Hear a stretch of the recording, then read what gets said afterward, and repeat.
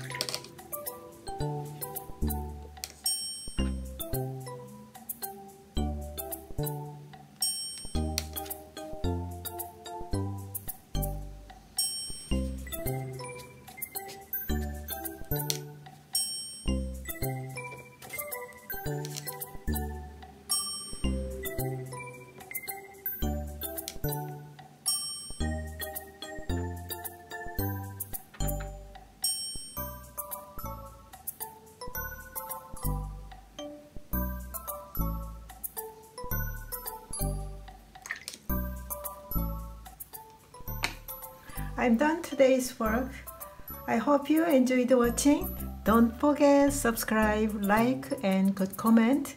That will give me happy energy. Thank you. Bye bye.